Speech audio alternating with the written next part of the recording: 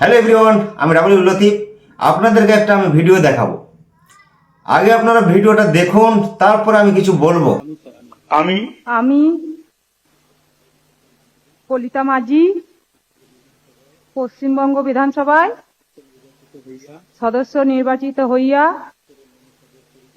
ঈশ্বরের নামে শপথ করিতেছি যে বিধি দ্বারা স্থাপিত সংবিধানের প্রতি ভারতের সংবিধানের প্রতি আমি অকৃত্রিম নিষ্ঠা ও আনুগত্য আমি অকৃত্য নিষ্ঠার অনুগত পোষণ করিব।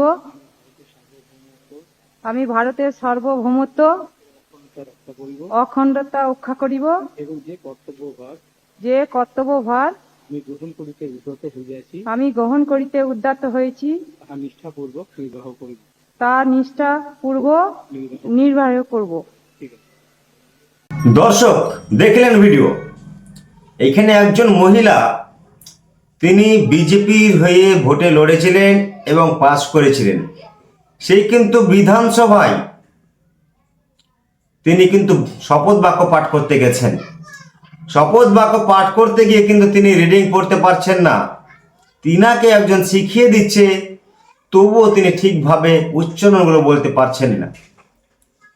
একটা কথা আমি বলি দর্শক, এই সমস্ত নেতারা যারা সঠিকভাবে রিডিং পড়তে পারে না, শিখিয়ে দিলেও তার উচ্চারণ সঠিকভাবে করতে পারে না, এরা কি রাজ্যের জন্য, দেশের জন্য কিছু উন্নতি করতে পারবে আপনাদের মনে হয়? অবশ্যই কমেন্ট বক্সে জানাবেন। এবার আপনাদের মতামত কি সেটাও আপনারা জানাবেন।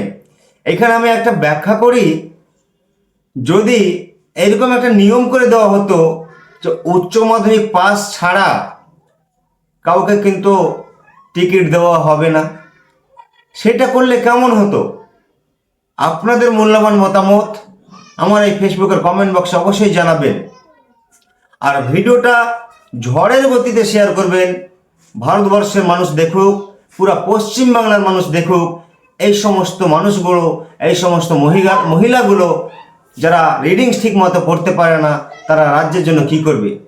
তার থেকে যদি আমি দেখি, ছোট ছোট বাচ্চারা, শিশুরা খুব সুন্দরভাবে পড়াশোনা করে, আমরা দেখেছি প্রাইভেট স্কুলগুলোতে। তো আমি মনে করি এদেরকে আগে প্রাইমারিতে দেওয়া হোক, তারপরে উচ্চ মাধ্যমিক পাশ করুক, আমার ওইটা মতামত।